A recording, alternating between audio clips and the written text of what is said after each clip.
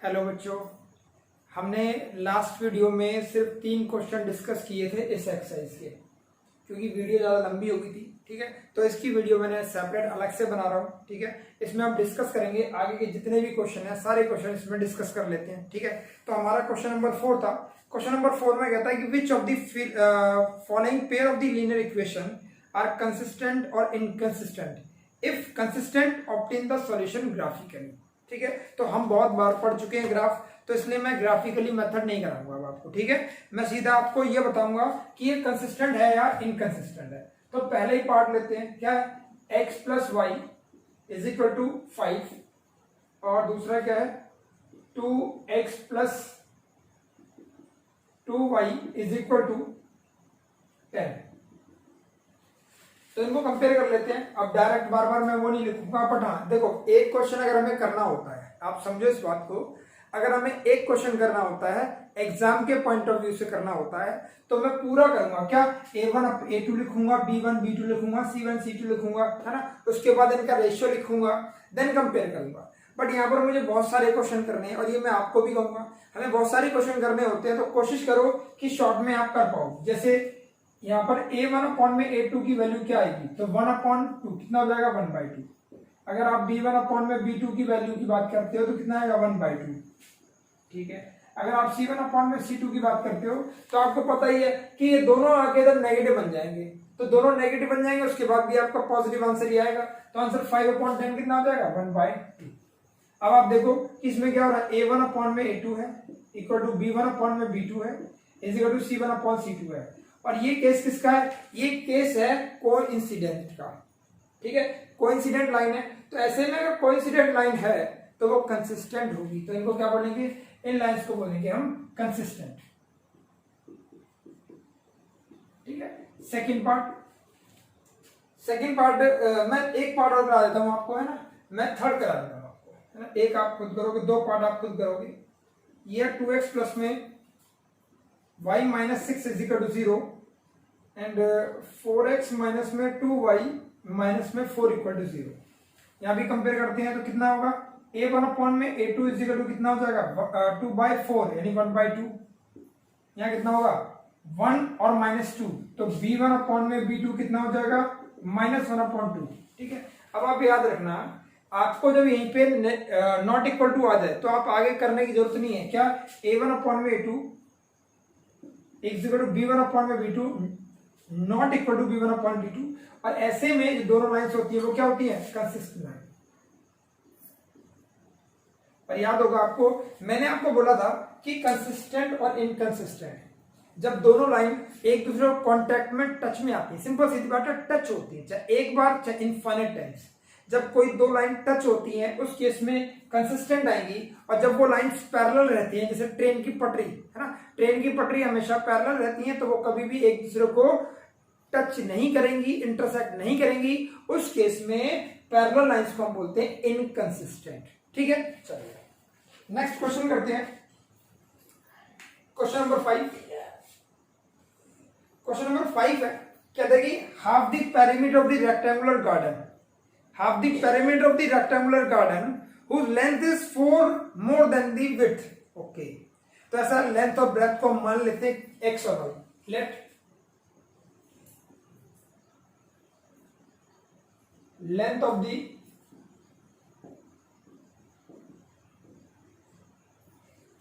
Rectangular भी x और breath कितनी हो जाएगी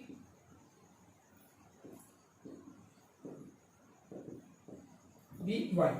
तो लेंथ पहले ही उसने बोला हुआ है क्या कि 4 मोर है ना, 4 ज्यादा है। तो एक तो आप ये लिख लो, according to question x minus y is equal to 4। पहली इक्वेशन तो ये आप लिख लो। ठीक है, दूसरी इक्वेशन क्या बोला है उसको देखो, आपको ना इस क्वेश्चन को पूरा एक बार पूरा पढ़ना पड़ेगा, क्योंकि पूरा जब तक आप पढ़ोगे नहीं आप कनेक्ट नहीं कर पाओगे कि बोला क्या है। क्वेश्चन बोल रहा है कि half the perimeter of the rectangular garden whose length is 4 more than its breadth is 36। यानी उसने ये कहा कि पेरीमीटर जो होता है उसका हाफ 36 के इक्वल है, वो ये कहना चाह रहा है। ठीक है, वो क्या कहना चाह रहा है कि पेरीमीटर का हाफ 36 के इक्वल है। इसका मतलब हुआ आप एक तरफ, मैं दोबारा लिखता हूं, p by two is equal to 36। इसका मतलब हुआ कि 2 times x plus Y upon 2 is equal to 36। यहां से इक्वेशन आपकी बनेगी x plus Y is equal to 36। ठीक है, ये आपकी दो इक्वेशन बन गई। अब इसको ग्राफिकली तो शो नहीं कर रहा मैं, ठीक है, इनको ग्राफिकली आप शो नहीं कर सकते। Find the dimension of the garden, तो डायमेंशन आपको निकालनी है, आपको इन दोनों के ग्राफ बनाने हैं, और जो कि मैं आपको अलग तरीके से आपको सॉल्व करके बता देता हूं। ठीक है, आंसर कितना आएगा आप चेक कर लेना। x की वैल्यू 20 आएगी, ठीक है, और y की वैल्यू 16 आएगी। आप चेक कर लेना, आपका आंसर ही आएगा। ठीक है, मैंने ग्राफिकली नहीं करा, मैंने एक मेथड अप्लाई किया है जो कि बड़ा इजी था इसमें, वो हम नेक्स्ट वीडियो में पढ़ेंगे। मेथड्स क्या है, किसी भी दो इक्वेशन को सॉल्व करने के 3 मेथड है, वो हम नेक्स्ट क्लास में पढ़ेंगे। ठीक है, चलिए, तो ये आपका क्वेश्चन था। चलिए शुरू करते हैं नेक्स्ट क्वेश्चन, क्वेश्चन नंबर 6।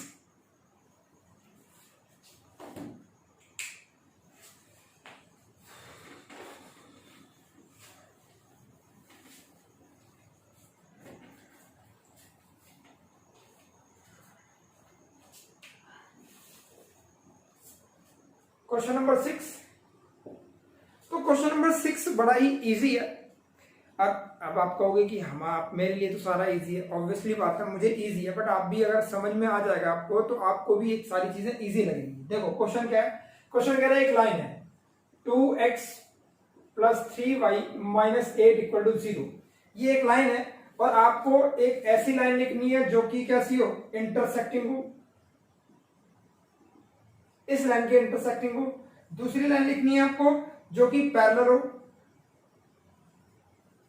ठीक है, और तीसरी आपको लाइन लिखनी है जो कि कैसी हो, कोइंसिडेंट हो।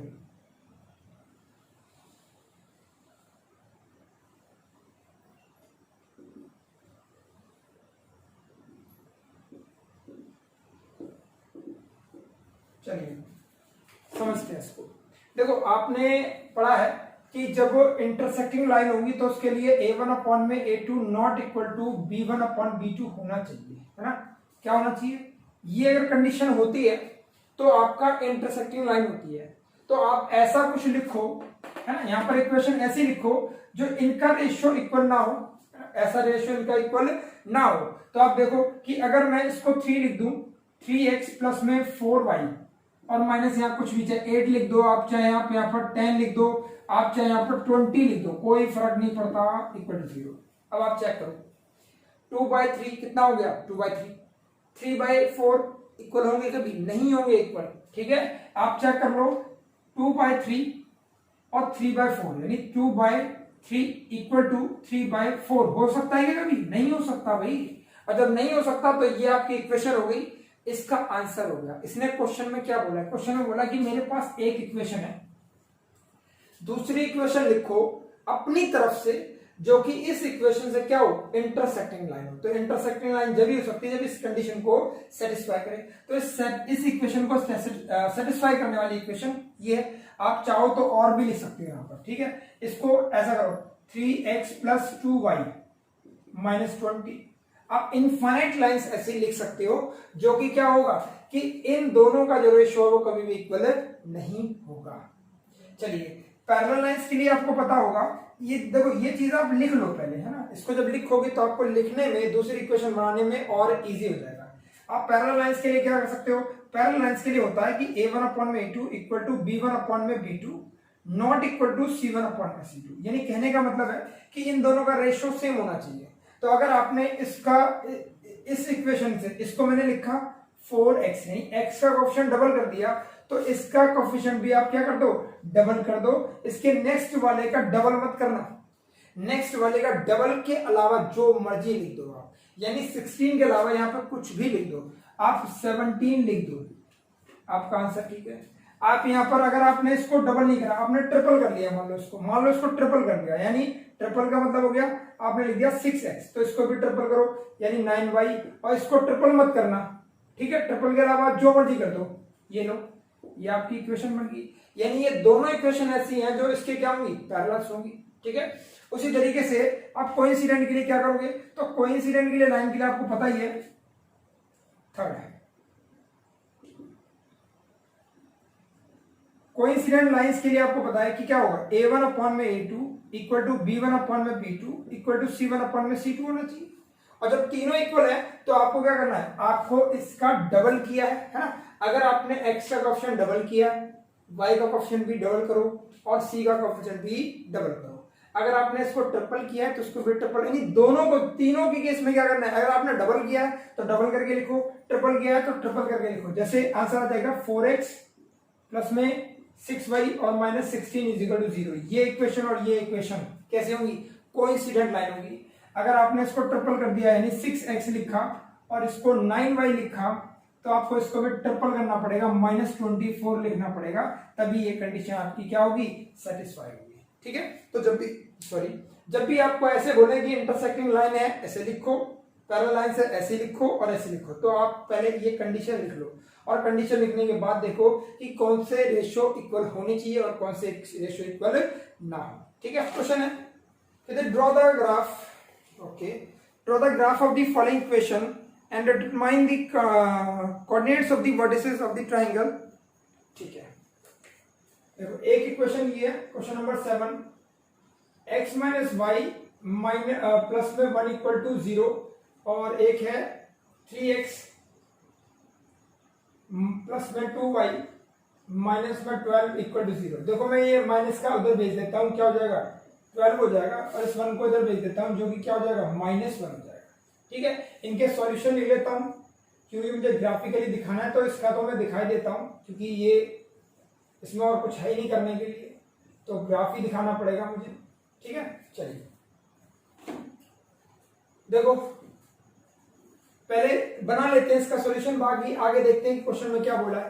देखो अगर मैंने x की वैल्यू 0 रख दी है ना, तो y की वैल्यू 1 हो जाएगी, और अगर मैंने y की वैल्यू 0 रख दी तो x की वैल्यू -1 हो जाएगी। ये बड़ा इजी था। ठीक है, यहाँ पर देखो अगर मैंने x की वैल्यू 0 रख दी, सॉरी x की वैल्यू अगर मैंने 0 रख दी तो y की वैल्यू देखो ये 0 हो गया तो y की वैल्यू 6 आ जाएगी।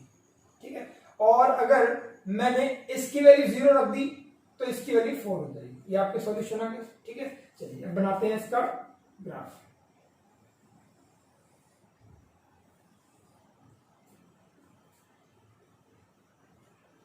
वन 2 3 4 5 6 1 2 3 4 5 6 1 -2 -1 -2। ठीक है, चलिए तो x की वैल्यू 1, x की वैल्यू 0, y की वैल्यू 1, तो आपका पॉइंट आ गया ये।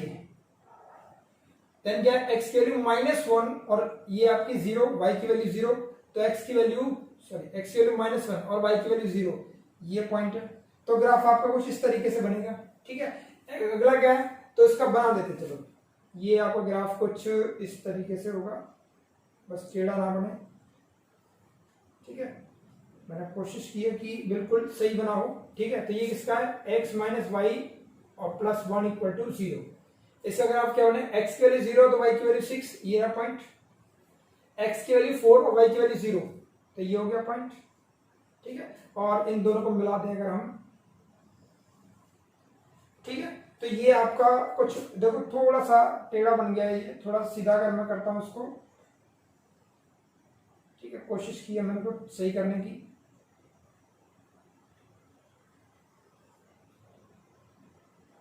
ठीक है, ये आपका पॉइंट मिला है, ये आपका सॉल्यूशन हो जाएगा। क्या हो जाएगा, आपका सॉल्यूशन हो जाएगा। इक्वेशन क्या है, 3x plus 2y equal to 2।